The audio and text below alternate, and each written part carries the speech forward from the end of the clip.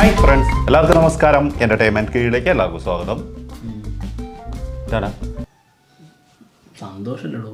എന്ത് പറ്റിയടാ? ഒരു വിഷമം. എന്തിന് പറയൂ. ഏതാണ്ട് ഒരുപാട് സിനിമകളുടെ ഓരോ അപ്ഡേറ്റ്സുകൾ നമുക്ക് പൊങ്കലിന് കിട്ടി. പക്ഷേ കൂട്ടത്തിലെ കൊമ്പനെവിടെ?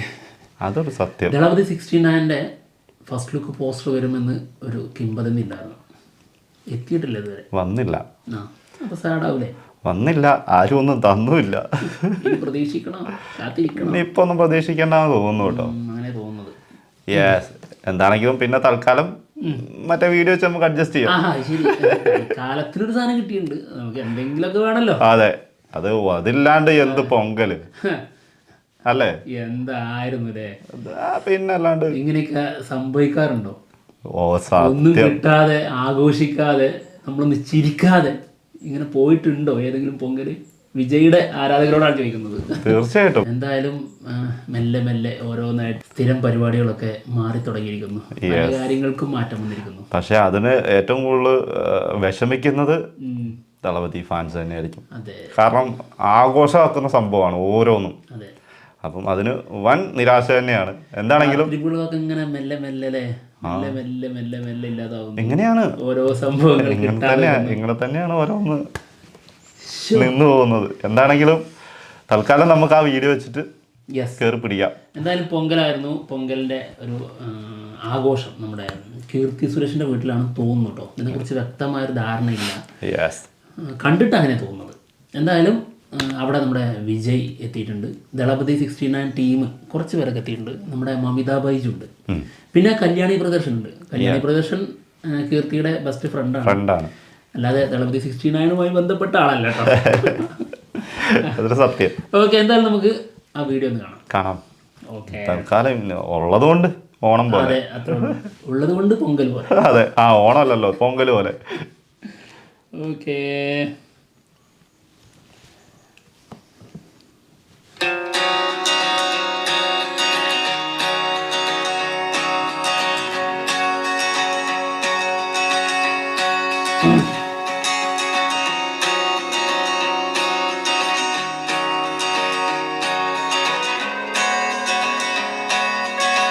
ഏയ് കീർത്തി, ആളുടെ സ്ഥിരം പരിപാടിയാണ്.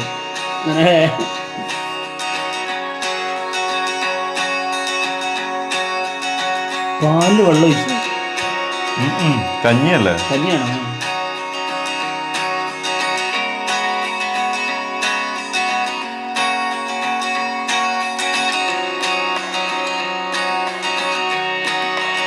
എവിടെ ചെറുക്കനവിടെ? ഓ,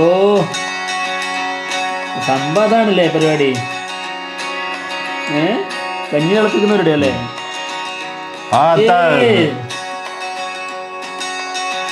ചെറുക്കന് കുറച്ച് വിനയം കൂടിയിട്ട് പോയി. നടത്തത്തിൽ പോലും അത് കാണാനുണ്ട്. ഭയങ്കര വിനയമായി പോയി.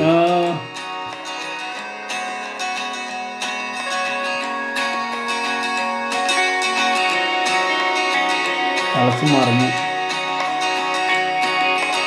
ഉപ്പിട്ടത് അരി ഇങ്ങനെ വാരി വാരി ഇടും ഓരോരുത്തർ.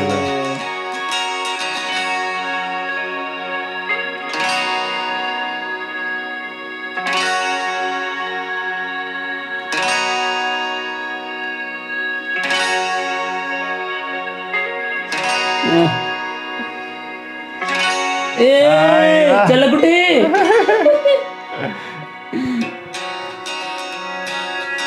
ഇത് നമ്മുടെ ഓണക്കളി പോലെയാണല്ലോ. അത് സംഭവതാണ്. നമ്മൾ ഇങ്ങോട്ട് എടുത്താണോ? അല്ലല്ലോ. അല്ല, പറയാൻ പറ്റില്ല.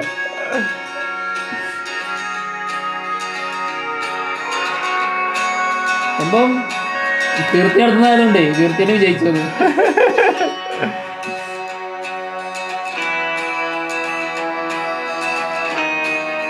പുറത്തു പോയോ? അയ്യോ,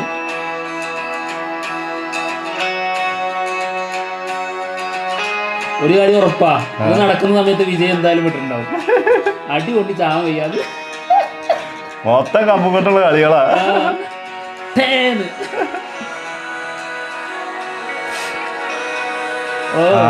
കളിയൊക്കെ ഉണ്ടല്ലോ. മാറി കേട്ടോ. ഇനി അധികം വർത്താനം പറയണം.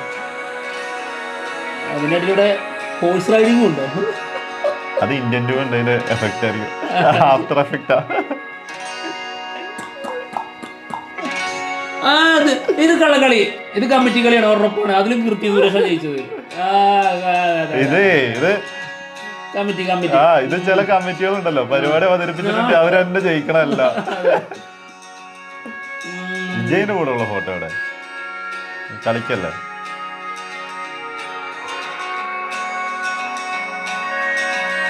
കുറച്ചുകൂടി കൂടുതലായിട്ട് കുറച്ച് സ്ക്രീൻ സ്പേസ് കൂടുതൽ കൊടുക്കണം. ഇതൊക്കെ സത്യം അല്ലേ? അതാ നടുക്ക്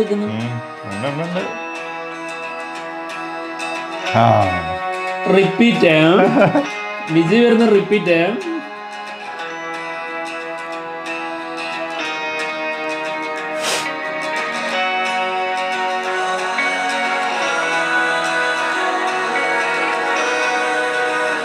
ഒരു ഭയങ്കര ഫ്രണ്ട്ഷിപ്പാണ് വിജയായിട്ടല്ലേ. വിജയ് ആളുടെ കല്യാണത്തിനൊക്കെ ഉണ്ടായിരുന്നു, ഭയങ്കര ഇതായിരുന്നു.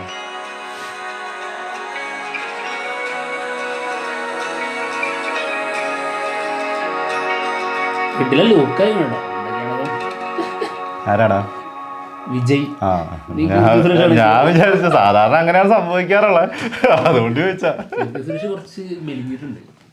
നല്ലല്ലേ? സ്ലിം ബ്യൂട്ടി ആവട്ടെ. എന്താണെങ്കിലും വിജയുടെ ഒരു ഷർട്ടൊക്കെ പ്രിന്റഡ് ഷർട്ടും സാധാരണ വൈറ്റ് ഷർട്ടാണ് ഇപ്പൊ പുറത്ത് വരുമ്പോ എന്തെങ്കിലും ഫംഗ്ഷൻ വരുമ്പോ വൈറ്റ് ക്രീം. അതെ, ഇതെന്തായാലും ഇങ്ങനത്തെ ഒരു ഒഫീഷ്യൽ പരിപാടി ആയതുകൊണ്ടായിരിക്കാം. എന്താണെങ്കിലും ഒഫീഷ്യൽ അല്ലാത്തതുകൊണ്ട്, അതായത് മറ്റവരുടെ ഒഫീഷ്യൽ അങ്ങനെ പറയാലോ, കീർത്തി സുരേഷിന്റെ ഒക്കെ ഒഫീഷ്യൽ പരിപാടി അതുകൊണ്ടായിരിക്കാം. പക്ഷേ ശരിക്കും ഇങ്ങനെയാണ് പൊങ്കല്. എന്താണ് പൊങ്കലിന്റെ ആഘോഷ പരിപാടികൾ എന്നുള്ളത് എന്താണെന്ന് അറിഞ്ഞൂടാ. ഇത് ശരിക്കും മറ്റേ നമ്മുടെ തിരുവനന്തപുരത്തൊക്കെ നടക്കണില്ലേ ആറ്റുകാൽ പൊങ്കാലയൊക്കെ, അതേപോലത്തെ ഒരു വൈബുള്ള സാധനം തന്നെ തോന്നുന്നു. പൊങ്കൽ അത് തന്നെ.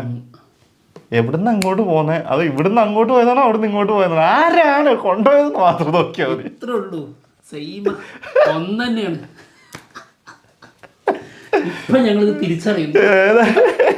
ഏതാണെങ്കിലും സംഭവം കളറായിട്ടുണ്ട് കേട്ടോ. അതെ അതെ, നല്ല കളർഫുൾ ആയിട്ടുണ്ട് സംഭവം. കീർത്തി സുരേഷ് യെല്ലോ, പിന്നെ പിങ്ക് കളർ ബ്ലൗസ്, പിന്നെ നമ്മുടെ വിജയ് ബ്ലാക്ക്, ബ്രൗൺ കളറ് നമ്മുടെ